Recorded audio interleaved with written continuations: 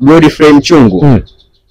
UN wanaendelea na harakati zao New York nchini Marekani, lakini tumewaona viongozi wengi wakiendelea kutoa hotuba, wakitoa misimamo yao pia kuhusiana na Palestine. Tumemuona makamu wa rais Dr. Philip Mpango kutoka Tanzania na viongozi mbalimbali ambao walibahatika kuhudhuria kikao kile cha UN ambacho mpaka sasa hivi kinaendelea. Lakini kubwa ni kuhusiana na kile ambacho kilitokea jana kwa waziri mkuu wa Israel Bwana Benjamin Netanyahu. Wakati anazungumza, wajumbe na wahudhuriaji walionekana kama kumsusia na kutoka nje, hawakutaka kumsikiliza. Hii ina tafsiri gani na ni kitu gani ambacho viongozi hao waliona kama kinafaa kipuuzwe kutoka kwa Netanyahu? Kwanza ni kwamba alikuwa alivyosema kwamba duniani sasa hivi stori kubwa ni kile ambacho kinaendelea Marekani na Umoja wa Mataifa. Kwa hiyo kuna rasmi kwa Umoja wa Mataifa maarufu kama UNGA, United Nations Institute.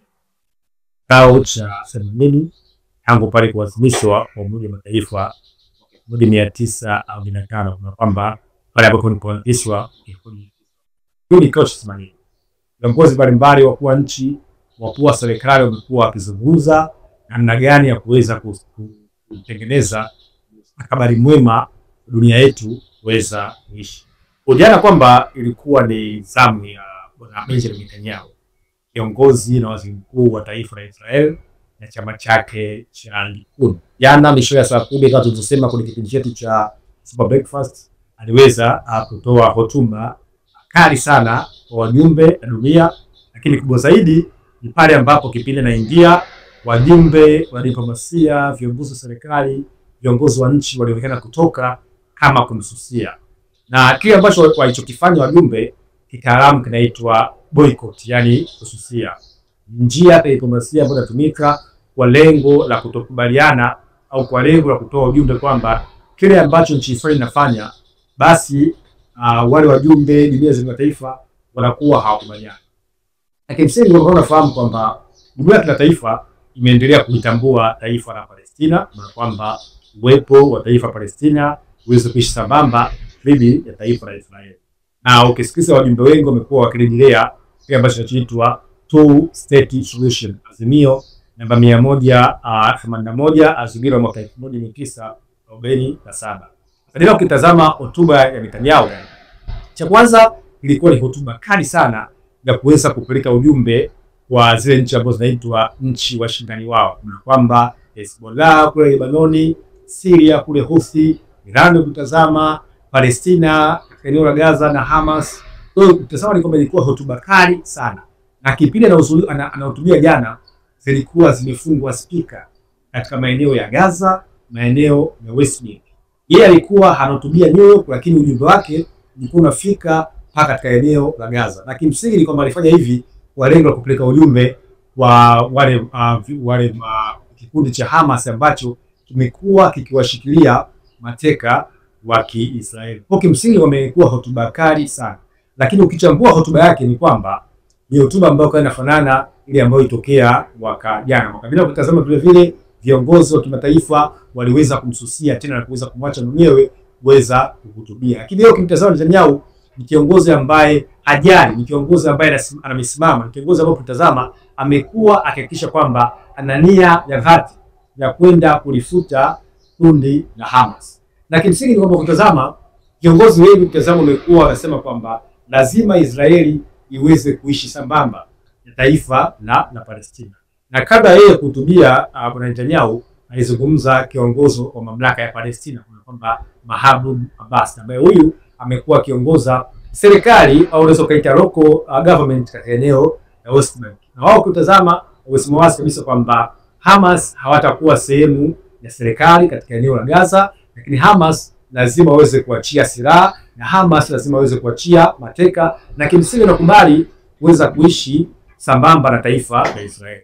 Lakini ukiwatazama viongozi wengi wa Hamas hata wadau wengi duniani wamekuwa wakijenga hoja kwamba ikitokea Oktoba 7 sio suluhisho, na lazima tujiulize kwamba kwa nini ikitokea Oktoba 7. Kwa sababu tazama katika eneo la Gaza, katika eneo la Palestina, wa Palestina wamekuwa wakikandamizwa, wamekuwa wakionewa, wamekuwa wakichukuliwa maeneo yao. Kwa hiyo wengi wamesema kwamba kile ambacho wakifanya Hamas Oktoba 7 ni matokeo ya ukandamizwaji, matokeo ya uvunjaji wa haki, uvunjaji wa haki za Tanzania. Kimsingi kwamba hiyo imekuwa ikithibitishwa na viongozi wengi sana. Jana kwa mfano nimemsikia waziri wa mambo ya nje wa Uingereza David Lammy alizungumza wazi kwamba inachukulia Gaza imeuaji ya halaiki. Lakini pia kama atofimsikiza Trump nakubali kwamba lazima tuweze kuhakikisha kwamba Hamas wanaachia mateka, Hamas wanaachia silaha ili katika eneo la Gaza ndio Palestina waweze kuishi kwa amani. Kwa hiyo hotuba ya Netanyahu ukitazama ilikuwa atakuja kupeleka ujumbe kwa wale wapinzani wake kuanzia Iran, kuanzia Lebanon, kuanzia Syria, kuanzia Yemen mpaka katika eneo la Gaza.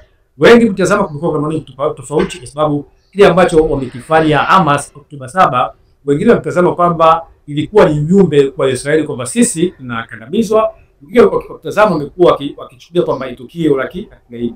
Kwa hiyo kumekuwa kuna mawazo mseto au maoni mseto miongoni mwa wadau wafuatiliaji wa siasa za kitaifa. Sasa hoja msingi ni kwamba jumuiya ya kimataifa na viongozi wameweza kuitambua taifa la Palestina. Uingereza, Ufaransa, Canada, mataifa mengi. Mpaka juzi yalikuwa mataifa 143 kati ya mataifa 193 ambao wanaunda Umoja wa Mataifa. Lakini mpaka jana leo zaidi ya mataifa 170 wameendelea kutambua taifa la Palestina. Na kimsingi ni tunapozungumzia taifa la Palestina tunazungumza kwamba Wapalestina na Wayahudi lazima waweze kuishi kwa amani. Kuna kanda 19 ukitazama ambacho inajulikana kama kinachoitwa Zionism Movement, harakati za Uzayuni ambazo zilianzia kule Ulaya kwa Wayahudi ambao wanajulikana kwamba ni Ashkenazi, Wayahudi ambao wanaishi katika Ulaya ya Mashariki kuanzia Ukraine, Poland, Urusi. Hawa ukitazama walianzisha harakati za kwenda kurudi kwenye nchi yao ya ahadi ambayo imeandikwa kwenye vitabu vyao vitakatifu. Mwaka 1917 chini ya Uingereza ikatangazwa azimio maarufu kama Balfour Declaration, azimio na sera ya Uingereza kuweza kuwatafutia makazi ya taifa la Israeli. Mwaka 1922 ikafanyika sensa utazama. Sensa ambayo iliweza kuonyesha kwamba Wapalestina walikuwa ni 78%, Wayahudi walikuwa ni 10% na tazama Wakristo walikuwa ni 12%.